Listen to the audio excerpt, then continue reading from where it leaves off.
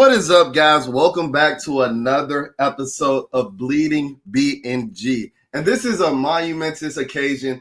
This is our first time over here at Bleeding B&G being able to preview an NFC Championship game with our beloved Washington Commanders heading up to Philly on Sunday. So being that this is such a special episode, I had to bring in what we like to call family at this point, because it seems like a tradition. This guy is always there when I need him. And, I don't think there's a better voice of the Philly fan base than my guy, none other than Mr. Crockpot of the Party on Broad podcast. How you doing today, man? Doing well, man. Is it Sunday yet? Right, I know, right? It's just starting to hit me that we could be talking about Super Bowl within the next 48 hours. It's unbelievable. But thanks for having me on, man. You're too kind. No problem. I know when I came on you guys' show earlier in the week, we were actually talking about how this reminded you of 90s football. While I didn't necessarily get a chance to experience that, can you touch on that just a little bit? Yeah, so 90s football. So I was born in 84. So the bulk of my earliest Eagles fanhood was watching the glory days of 90s Eagles football, which was, great defense, smash mouth football, a great run game. And this is kind of what we have seen, at least in 2024. Absolutely. So, like I said at the beginning of this episode, we haven't been here. This is uncharted territory. This is a new feeling for me. Today's January 25th, and the Washington Commanders are still playing football. And like I said, I haven't really experienced this, but as an Eagle fan, and you said you've been watching football since the 90s, this has come accustomed to you guys. This is a familiar feeling, all too familiar for you guys. So I just want to get a pulse of the fan base, because I think us over here in the Washington Commander community, everybody's like me, like we don't know how to react, but it's almost like an expectation for you guys at this point. So what's the pulse of the fan base going into Sunday's matchup? It's crazy as always, man. The media, the fan base in Philadelphia is just ridiculous. It has been pretty much all season long. I'm someone who projected the Eagles to win about 10 or 11 games. And they've at least surpassed all expectations on my end. And I think most Eagles fans would consider it a disappointment if they didn't make the Super Bowl right now. And going back to 90s football, it's weird because they're running the damn ball. They have an elite defense.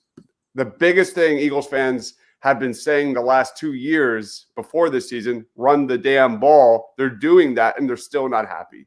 I think, it's interesting because you could say Nick Sirianni's on the hot seat if they don't win or get to the Super Bowl. But outside of that, like, at least on my perspective, the growth of the defense, which has been a huge improvement, just night and day improvement between the last 2 years. I'm good. The way I see it, they have the youngest defense in football with still areas to grow, and there's still pieces on offense going forward and beyond. But at least right now, the fan base, whether that's the drama with Jaylen Herz and A.J. Brown and all that nonsense, there's been a lot of stuff, a lot of attention given to things not happening on the field. But on it, it's been terrific.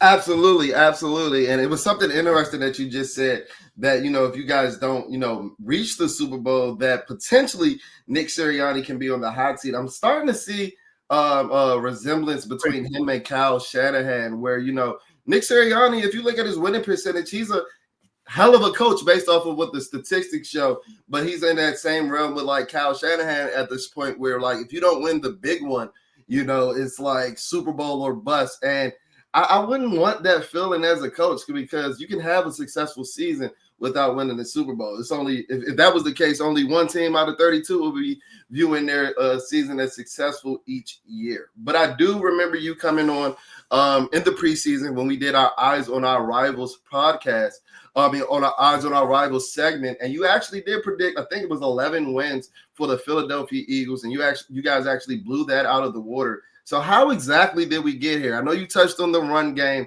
but just give me like a brief synopsis over the course of you guys' season over the last 4 months. Yeah, you could go on and on about the greatness of Saquon Barkley. I think we all know that story. Thank you, New York. But it's got to be Vic Fangio's defense and the growth of a lot of young emerging stars on that side of the football. It's been the storyline all season long. They're strongest up the middle, leading off with Zach Bond. No one saw that one coming. Absolutely no one. Whether that's his instincts in the run game, blowing up backs in the backfield. He's kind of that Swiss Army knife for Vic Fangio, along with a couple other players I'll get to. But he can play on the defensive line, be an extra edge rusher in 5-man fronts, dropping back into coverage. He's been elite, man. His numbers are off the charts. Dropping back into coverage, batting passes, tackling guys way down the football field. Zach Bond is terrific, and then you get to Jaylen Carter, who just gets constant double teams, seemingly gets held on every play, and that has led to a lot of one-on-ones for guys like Milton Williams and Nolan Smith Jr., who have had career years. Those two are some of our biggest playmakers on defense. Then you get to a couple of young stars that have been terrific. Quinyon Mitchell and Cooper DeJean.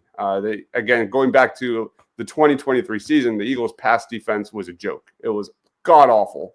And Quinyon Mitchell has been so good that he's barely seen targets for extensive segments of the season.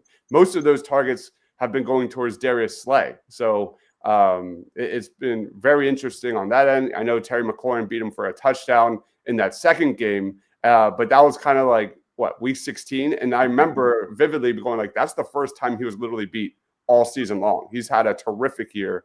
And then you get to Cooper DeJean. Doesn't get a lot of targets, but he's been kind of the glue of the Eagles defense. If you go back to last year, the Eagles slot defense in the slot was the worst in the NFL, and now it's coincidentally the best. And a big reason of that is the since week 5 addition of Cooper DeJean as a starter. He was hurt during the preseason, didn't play a lot, and then got healthy, and then Vic Fangio put him in there, and they have not looked back ever since. He's kind of been our closer, kind of been our playmaker on big downs, and that's important because of how elite Jaden Daniels has been on 3rd and 4th downs. Cooper DeJean has had a lot of big plays, whether that's in coverage or tackles behind the line of scrimmage on those 3rd and 4th downs, especially in the slot. So keep an eye on that guy. But overall, like you put all that together, the tone setting of Zach Bond and Cooper DeJean, just the consistent play of Carter and Quinyon Mitchell, like it's really been all about defense for us. You see why we have them on, folks? Certified ball knower. I appreciate the lesson. But let's center our attention on Sunday's matchup. Being that it's the NFC Championship, the stakes are high. Whether it's the regular season, let alone the NFC Championship, anytime NFC East rivals are set to square off, the fan bases get riled up. And it's just something that, we simply look forward to. And in Washington, we haven't had a chance to play in these high-stakes games in a while. So centering our attention on Sunday, what are some key matchups that you think can potentially play a big impact and move the needle of the game?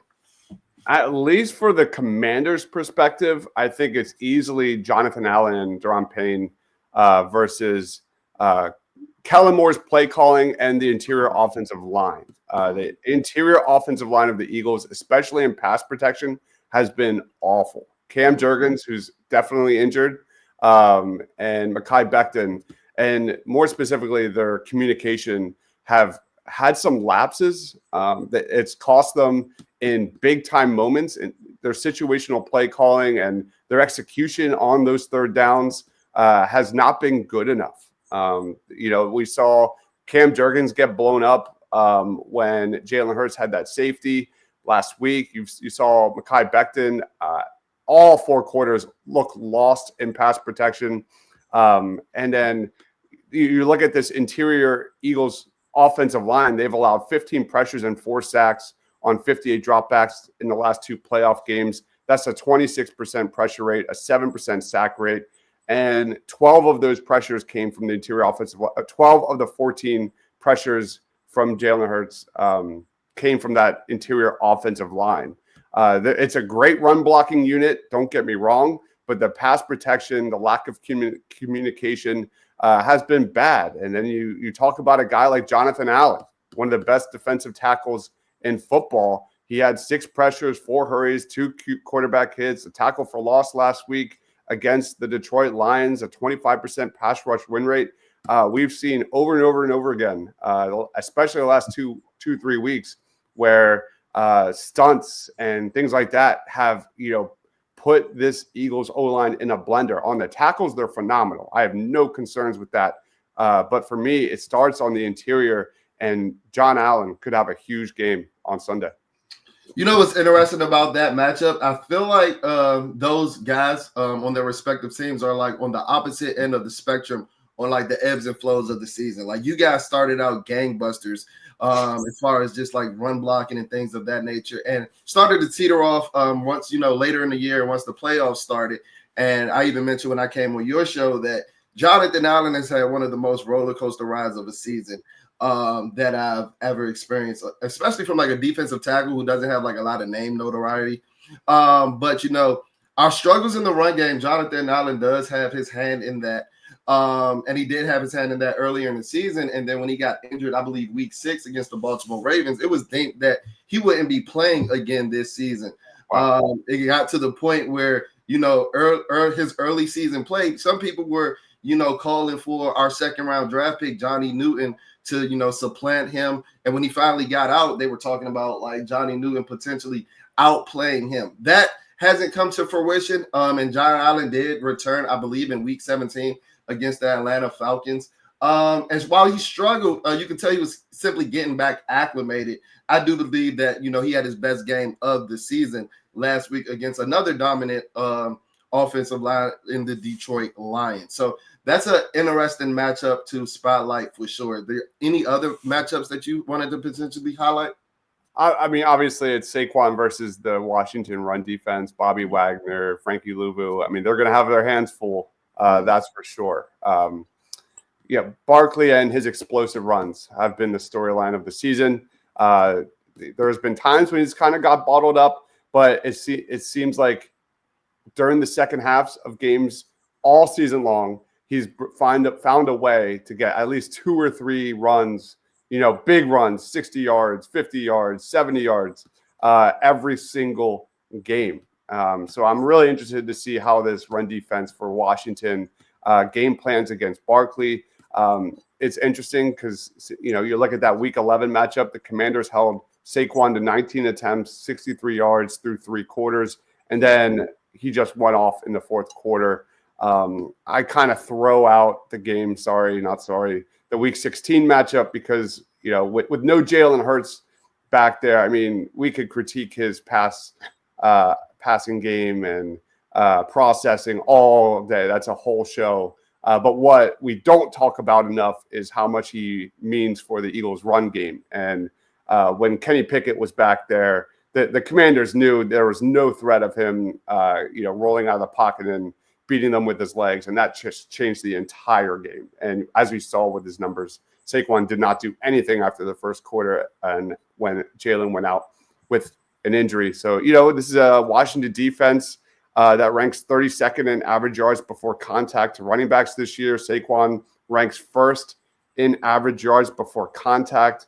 And it's not like we haven't seen defenses try to stack the box against Saquon Barkley. You look at the Rams. That's a team that put 8 or more defenders in the box 17 times in the 2 games they faced him. And Barkley still went off for 200+ yards, 12.1 yards per carry. And I look at those explosive plays. The Commanders have the 2nd highest explosive run rate allowed in the NFL and the most yards before contact per next gen stats. And the Eagles average 2.17 yards before contact per carry, 3rd best in the NFL. So that's got to be it. Like, what can the Commanders contain Saquon Barkley enough and get the W? You actually touched on Jaylen Herz, and I want to circle back to that because while I do believe that Jaylen Herz is mid as a passer, I do think he has a tremendous impact in the run game, allowing you to play 11-on-11 football. But if we know he is coming into this game a little hampered and a little compromised. So how do you think, well, two questions. How do you expect him to look on Sunday? And how do you think a compromised Jaylen Herz would affect Saquon and the run game? Yeah, he's done most of his damage with his legs, at least lately. He's done a really good job of eliminating turnover-worthy plays. That being said, he doesn't have any big-time throws. That being said, like A.J. Brown did drop a layup right on that end zone last week. That should have been a big play. But they're not really moving the ball down the field. His yards per throw is among the lowest since 2006 for NFC Championship teams or something along those lines. It's an extremely conservative offense to a fault, I believe. Kellen Moore is giving him no support whatsoever. I have more issues with Kellen Moore, our offensive coordinator, than I do with Jaylen Herz. Jaylen Herz has been fine. My problem is the design. The game plan for the Eagles has been questionable. They're winning games, but on the other end of the spectrum, they don't put Jaylen Herz in position to succeed. For example, they run way too many long developing routes with their wide receivers. They never utilize Dallas Goedert until recently, but they don't run mesh enough. They don't get our playmakers in space. And, just countless times where we know the blitz is coming, Jaylen Herz is out there holding onto the ball for 5-6 seconds. Where are the quick hitters? Where are the slants? That Jaylen Herz to A.J. Brown slant is arguably the best call in football outside of the brotherly shove. They run it minimum. They never run it, and it's incredibly frustrating. We did see Jaylen Herz utilize the check down a little bit last week, which was nice. I'm talking about once or twice. But those are things that they never do. And what's frustrating, Jaylen, is on that 4th and 4 last week against the Rams, it was a quick slant to A.J. Brown, and it was a first down on a big play, the biggest offensive play of the game. So we've seen Jaylen Herz be extremely effective with a quick passing attack, but we don't run it enough. That should be the staple of the Eagles offense. We've seen Jaylen Herz be incredibly successful with it in 2022, but it feels like Kellen Moore kind of gets away from the flow of the game. He tends to get away from what works with the passing game. And that's been the big question mark all season long is that more of a Jaylen Herz problem? Is that a Kellen Moore problem? I don't know. I'm not in the locker room. Is that more of a comfortability with Jaylen Herz? But the problem is when they do it, it's extremely effective, but they don't do it enough, Jalen. So let me ask you this, because I don't think we had a chance to touch on it on your show. What do you feel about our defensive coordinator, Joe Witt Jr.'s comments about when Jaylen Herz is out that pocket, we're going to treat him like a running back? Some of you guys in your fan base acted like we needed to put him on the America's Most Wanted list after that, with Frankie Louvu being public enemy number 1 in Philly right now. What do you think about those comments? I love it, man. Bring it. Absolutely. It's football, right? It's football. There were fans complaining about Jared Verse's comments last week about, the Eagles fan base, the smack talk. I love it. That's football, like you said. That's it goes both ways, man. It goes both ways. If Jaden Daniels is getting out of the pocket, for better or worse, watch out for CJ Gardner Johnson, who will he will wreck someone for just like Frankie Louvu, could be a penalty or not. But he will hit somebody. He will stick somebody for sure. CJ Gardner Johnson has been quietly amazing the last handful of games. So keep an eye out on that dude, whether that's creating turnovers or tackles for loss. He'll miss a tackle here and there, but he's been extremely solid. And if you remember that Week 16 matchup, when he was thrown out for using bad language, he completely changed the game. He's got to come into this game, keep his head cool and calm and collected, because the Eagles do have some depth concerns, I think, in the secondary. That drop-off from C.J. Gardner-Johnson to Tristan McCollum is bad. He cannot afford to be off the football field this weekend. Isaiah, then kind of piggybacking off of that, Darius Slay, I think he's among the oldest cornerbacks in football, has had a terrific season. I don't think we talk about him enough. He got targeted 16 times against the Rams. He gave up yards, but he held his own. And then he gets hurt seemingly every single week. There's the major stretches of games where it's the first quarter, second quarter, and he goes out for several series. And Isaiah Rodgers has been his backup, and he's held his own somewhat. What was the question? No, we were talking about Joe Witt's comments, but just circling back to it, I love it as well. Yeah, I love it as well because I'm not a fool. And I'll be the first to acknowledge that, you guys' chances did decrease once Jaylen Herz did get, taken out of that game in week 16. Yeah. But my sticking point with that is it's not like he banished out of the game, right? He got hurt with a football play. He was outside of the pocket. And in all actuality, Frankie Louvu didn't even get fined for that hit or penalized for that hit. Now, I'm not saying that it was the most, upstanding hit, trying to protect our guys or anything of that nature. But like we've said since the episode started, in the NFC East, we have a game in our rivalry called the body bag game, right? And I think some of the fans are starting to it's still football at the end of the day. So, yeah, I really appreciated those comments. So this is one thing that I couldn't wait to touch on. So you guys clearly have a stacked roster. Even the guy that's on your roster now in Jahan Dotson, when Saquon was signed to you guys in March, he was still a Commander at the time. He even went on X and said that you guys had a Madden Ultimate Team roster. And I'm not here to refute that. I'm not here to combat that.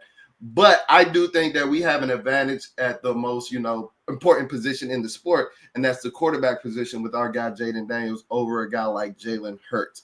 But being that you guys' roster is so stacked, and I would say 1 through 53 is clearly a better roster than ours, who are some players on the Commanders outside of Jayden Daniels that scares you the most?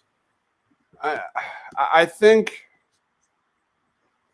yeah, and I don't mean to be disrespectful, but I do think the Eagles are the better roster, and I feel like if they lose this game, it's going to be because they get too cute on offense and they shoot themselves in the foot.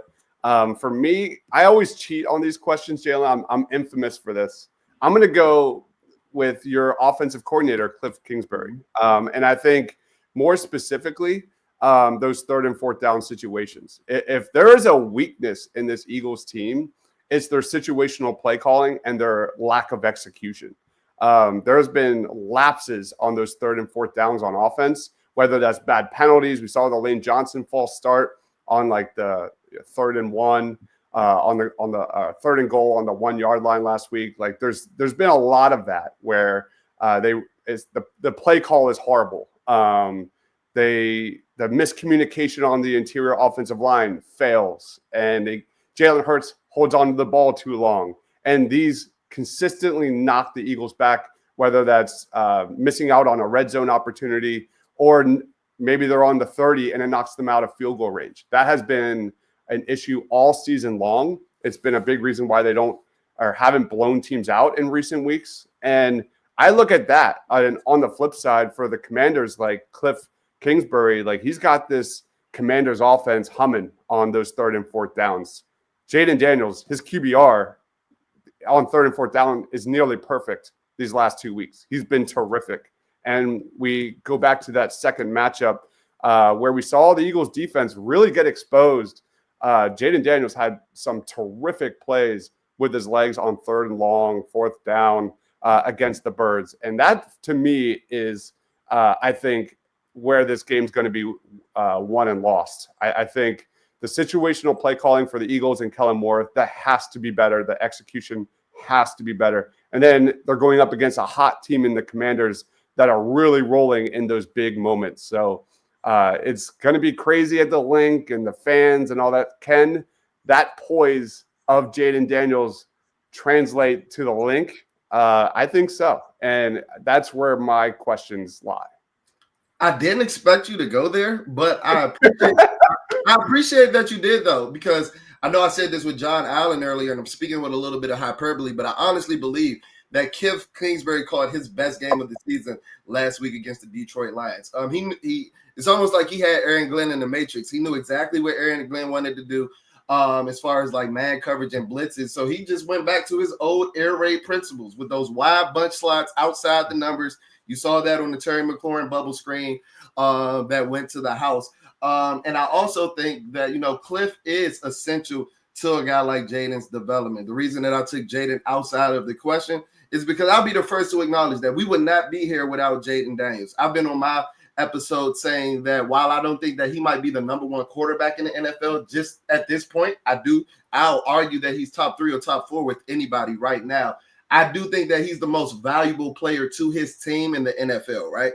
Let's say that we had a scenario like Jaylen Herz and you guys in week 16 where Jayden Daniels got knocked out in the first quarter. I'm telling you right now, we might as well pack our bags, throw the white flag, and get ready to go home because Jayden Daniels has carried this team on his back to the NFC Championship game. Let me just ask you, what's your opinion on Jayden Daniels' historic rookie season?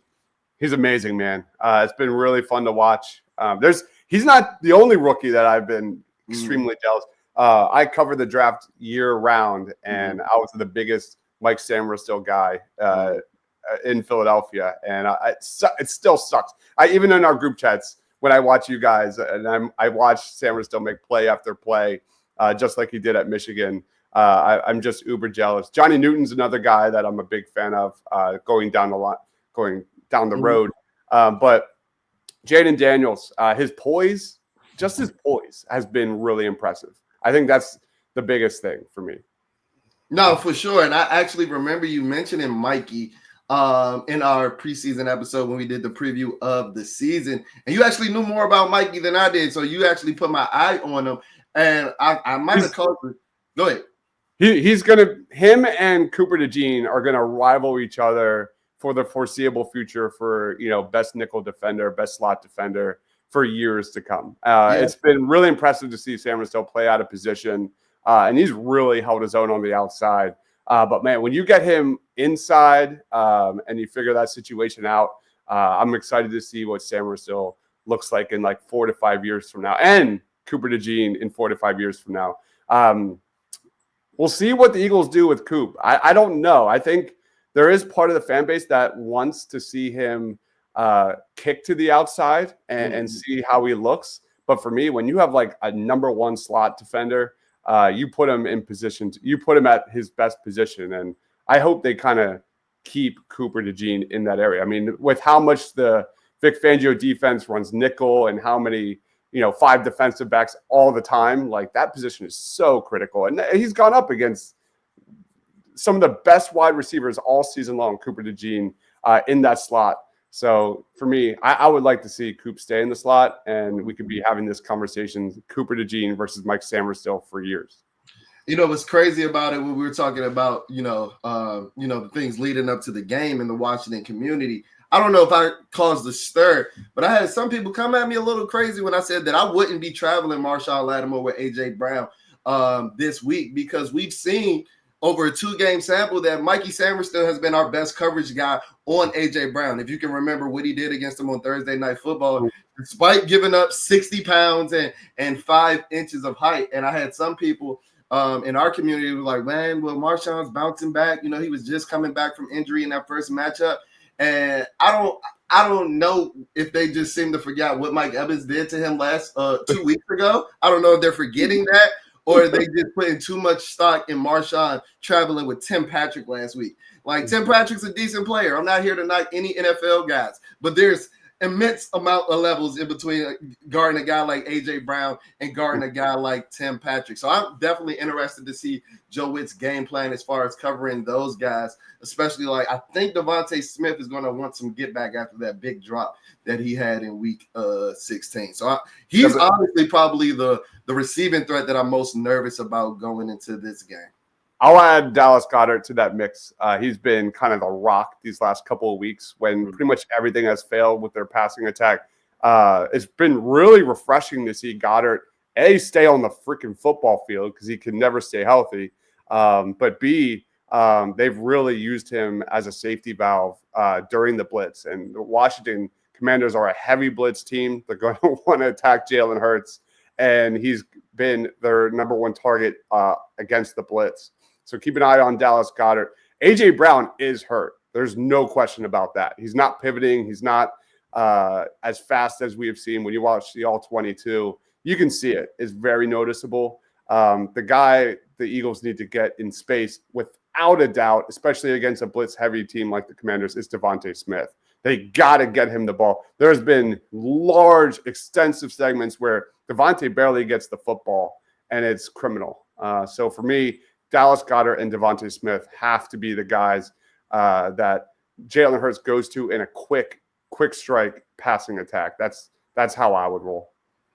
All right, so when I looked at the gambling line before I came on here, Washington was 6.5-point underdogs. So I know Commander fans don't hate me, but, technically we are the underdog. So I'm going to need you to finish this sentence for me. The Commanders upset the Eagles if?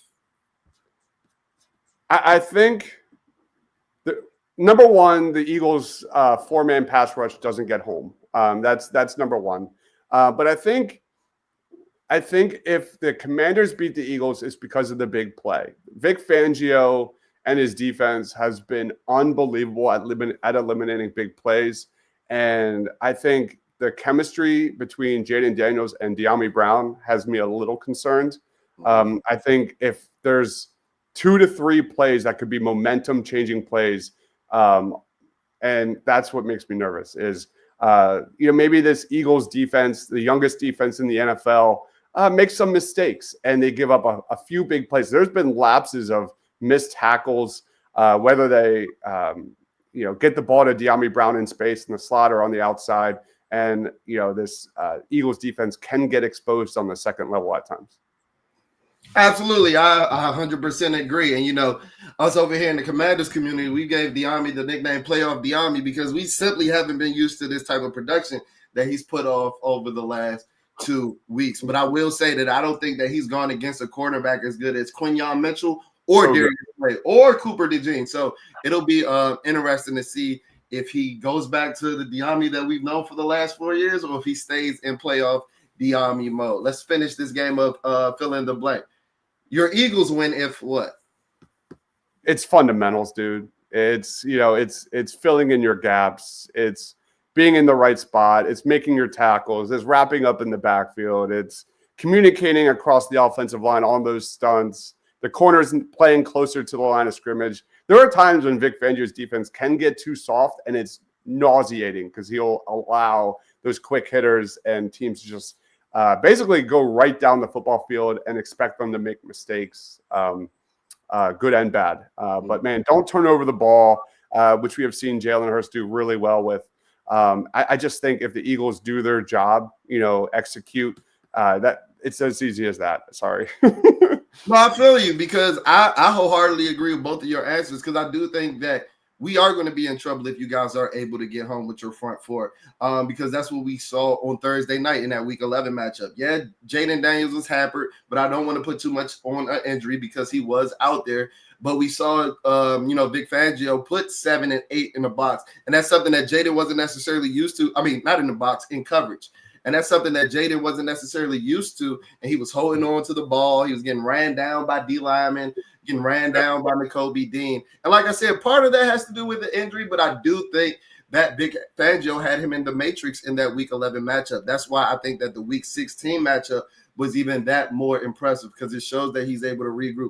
I even made a joke after the Week 11 matchup because, all the craze is that everybody's talking about the virtual reality work that Jaylen did. I was like, well, I guess Lincoln Financial Field wasn't on that stock package in the install, right? But, he was able to bounce back. And my biggest thing with Jayden Daniels and the reason that, I love him as my quarterback is that I think that he can beat you so many ways, right?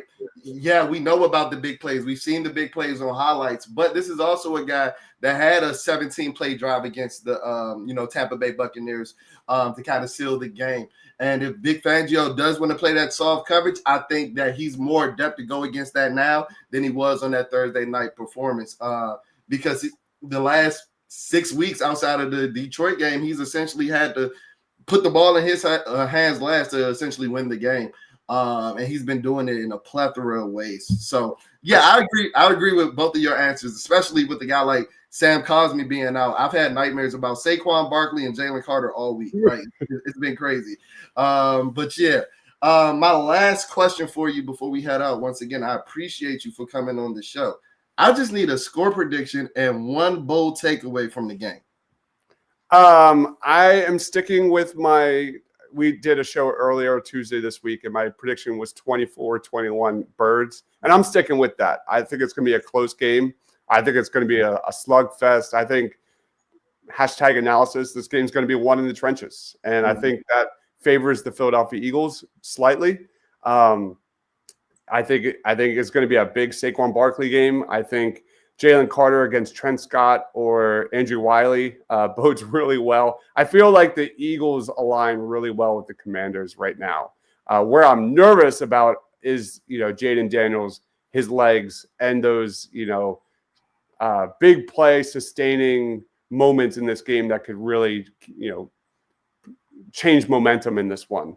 So I think the Eagles squeak this one out, and I think Jaylen Carter just has a monster game. I think we're talking 2 sacks, a tackle for loss, and like 6 pressures. This guy's becoming Jerome Brown, man.